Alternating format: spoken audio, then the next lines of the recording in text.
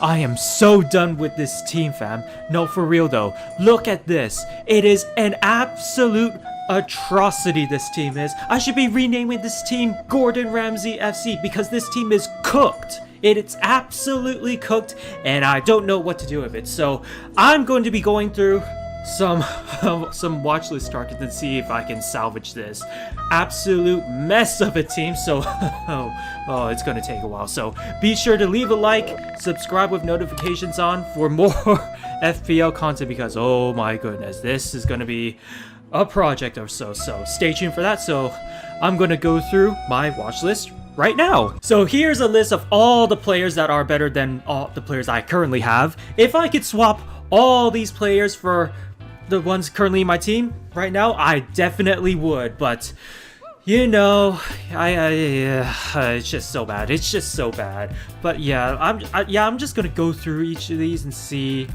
what I'm feeling, whether if I should be putting them in my team. And obviously you can let me know in the comments down below how you should feel, how I could integrate some of these hopefully into my team at some point. So yeah, let's go through it. Firstly, we got the goalkeepers. We got only two, so we got Nick Pope and Sanchez. I'm kind of okay with my goalkeepers now. We got Guaita as the main goalkeeper. Relatively easy games, so I'm okay. I feel okay with the goalkeepers. Just these two have got very easy games as well. So the clean sheet potentials are high with these two.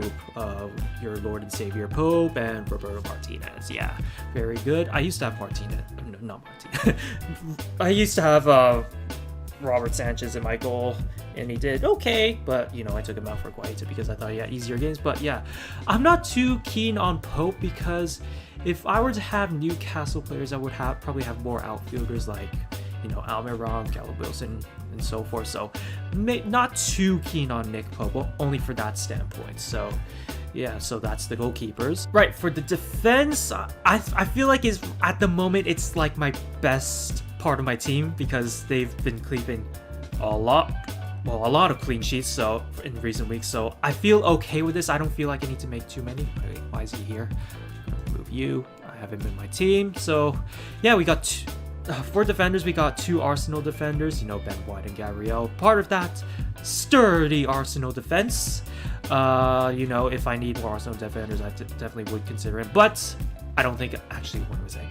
But I already have three, so I don't feel like I need to make a change. And to be honest, if I were to add another Arsenal player, it would probably be Gabriel Jesus, who should be in my watch list. I need to watch this guy.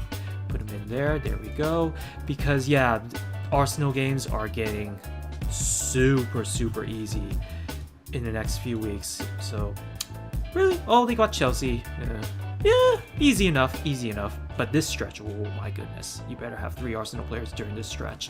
But yeah, I feel like if I were to have Arsenal players, I probably have something like Gabriel Jesus and Martinelli, Saka, Odegaard, something along those lines. But yeah, I'm okay for now. We got Perisic as well. He's playing Conte roulette, you know, because he's in, out, shake it all about, in, out of the team. So when he starts, he is fantastic. When he doesn't start, he's gonna be a liability. So I'm on a wait and see approach with Perisic, seeing if he gets more consistent start time under Conte. If he does, then he's one to look at. I mean, Ryan Sessegnon is getting more starts as of late, I believe. So he's someone I'm looking at as well. If I need a cheap way into Tottenham players, I could probably use Ryan Sessegnon and Lewis Dunk because he is ever so sturdy and running easy games, and he's very sturdy. So, and he's a threat on corner, so I feel like he can definitely be a goal threat. And moving on to the midfield, which to be honest, I feel like is the weakest part of my team at the moment. I mean, why do I not have this guy in my team? Oh my god, I've never had enough reason to get this guy in the team, and he's just been continuing to score goals and get assists, and just missing out on so many points. But you know, with my luck, if I add this guy into my team, he's gonna stop doing anything in real life. Like, that's just how it goes for me. The moment I add Almiron in my team, I guarantee you he will stop doing anything, which is, oh my god, so annoying. It's just, I just don't understand it. I guess God does not want me to do well in this game, you know? Oh my God, it's so bad, it's so bad. And we got Kevin De Bruyne. I had a lot of money, and I tried to decide between him or Foden, and chose Foden, who has now been playing Pet Roulette. You know, it's just these 50-50 decisions that I'm just getting wrong. It's been a killer. There's been so many that's been a killer for me this season. It's just those 50-50 decisions are the difference between me being much higher and so forth. So I've really got to start hitting on those. We've got Trossard. I feel like I should be adding him into my team, but you know it's difficult because we've only got 2 weeks until the World Cup, and then everybody's gone. And you don't know what they're going to be like when they come back from the World Cup, or some of them are going to the World Cup, some of them are not going to the World Cup and not doing anything. So it's so difficult to read. You need to be smart about this, because when you're choosing a player, I feel like I'm choosing a player for the next 2 weeks or so. So because like I said, the World Cup's coming up. So if I'm choosing a new player, I've got to get 2 players that I believe should be hitting. So yeah, that's that. We've got Bernardo Silva. He has not been playing Pep Roulette recently, so very interesting. Maybe he's someone to consider. I'm definitely going to be keeping my eye on this guy because he is the Diet De Bruyne in the Man City team, so he can definitely perform. Let's see how he does this week or so. Let's see. We got Pascal Gross, who's back on a scoring sheet after a long run without a goal. So not overly high on my list, to be honest. If I'm going for Brighton player, I'm getting Trossard. It's just as simple as that. We've got Martin Odegaard. You know, if I need to lose some money, I can get rid of Saka and put Odegaard in. You know, still have an Arsenal player plus $1 million more in the bank, so could be a wise investment. But you know, I'm happy with my 3 Arsenal players for the moment. Let's see what happens next.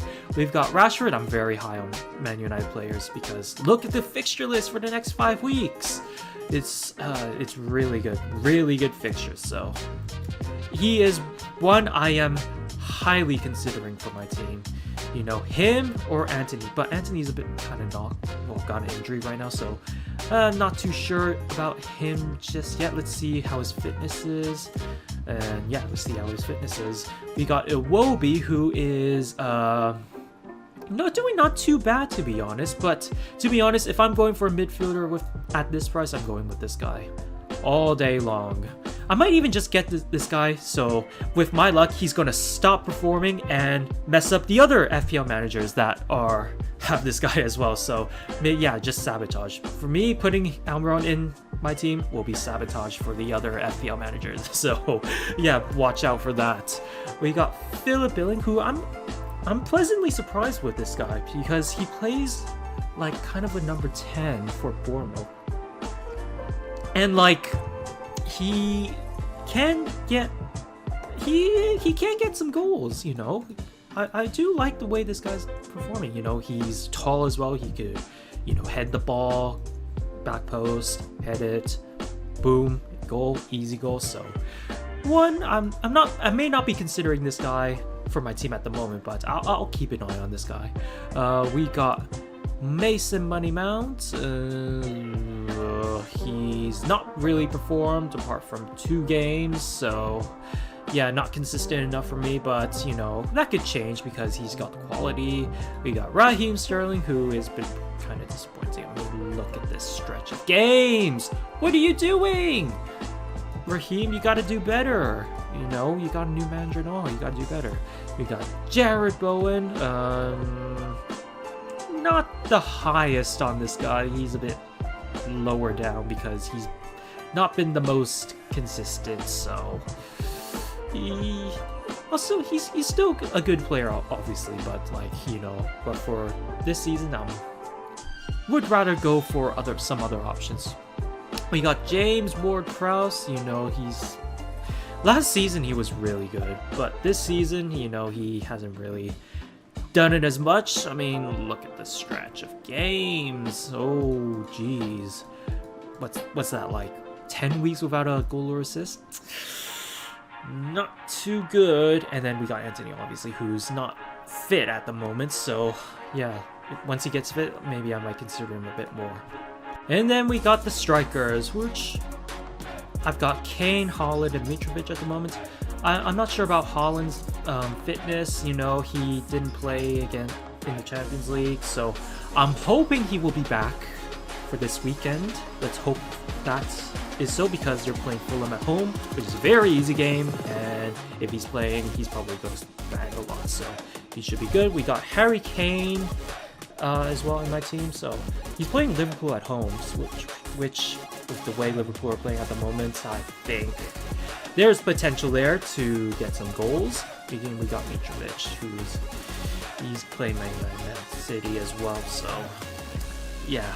I'm not too high on Mitrovic at the moment, because I don't think, just for these like next few games or so, because they're kind of tough, so let's see how that goes. But for my watches, we got Gabriel Jesus, of course. We know Arsenal games. Arsenal are just, unfortunately, they're doing very well, which is very annoying, because I like to laugh at Arsenal fans, because the way they get mad at their team is so funny to me. I just love it. So, but unfortunately, that doesn't happen so often, because they're doing well. But that's another subject for another day. But as for FPL, you know, I am looking at this guy, because he's relatively okay. He hasn't really, he got 2 assists last game, which is good, but like I feel like yeah, I think in the coming weeks I might look into this guy a bit more. But I think for the next 2 game weeks or so, I think I'll, oh, it's tough. It's really tough. I would make so many transfers if there wasn't a point hit, but you know, that's just the way FPL works. So, you know, you gotta pick and choose. So, yeah, we'll keep an eye on this guy. We got Callum Wilson, who has been on fire recently. 2 goals to assist. My goodness, if you were owning him, GG's to you. But, you know, the thing is with Wilson, right? I think Isak is going to come back after the World Cup, so is he going to start ahead of Wilson again, or is he going to be able to... I think Wilson will still start when he's fit, simply because he's on form, and you know, we go with the informed striker. But you know, once this Isak comes back, you know, you gotta keep your eye out. You don't know when he's going to come back, because don't forget, he's 70 million pounds, right? So they're going to play the 70 million pound guy over the less expensive guy. So yeah, just one to keep your eye on. You know, if you have Wilson, I don't blame you for the moment, but you know, for me at least, I'm going to keep my eye on it a bit more. We got Dominic Solanke, you know, a nice cheap option if you want to go splash more on elsewhere on your team, but you know, he's okay. I'm keeping my eye on him. Skamaka, I really like it. For some reason, I really like this guy. I think he has the potential to be really good. I just think he needs to settle in more. But yeah, we'll see what happens. I feel like after the World Cup, he's going to get better. So I think he's going to be more or less more of the main striker, because I feel like they're gonna phase out Antonio and make this guy the more central focal point of attack. So I feel like Skamaka can be it. Yeah, could get more production in the future. That's what I think. We've got Alvarez. You know, only because if Haaland's out, he's probably going to play, and they've got easy games. So yeah, it's just a main question of what Haaland's fitness is like. So if Haaland doesn't play, yeah, this guy is probably worth a shout, because yeah, like I said, Haaland's out.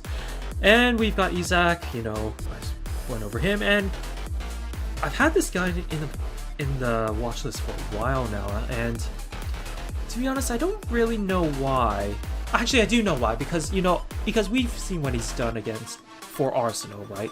He's been amazing. Look, you can see here, 22, and then he's just taper off. So I feel like he does have some potential, but he's just not showing it at the moment, you know.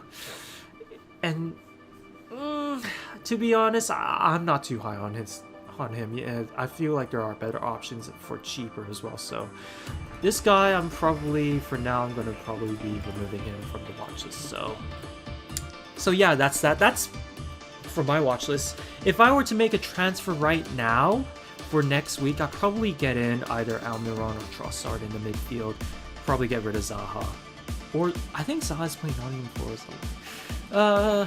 I'd probably get rid of Zaha and probably get one of Almiron or Trossard. That's probably what I'm thinking for game week 15 free transfer. So yeah, that's that for this video. I've gone through a lot. Hopefully you've all stuck to the end.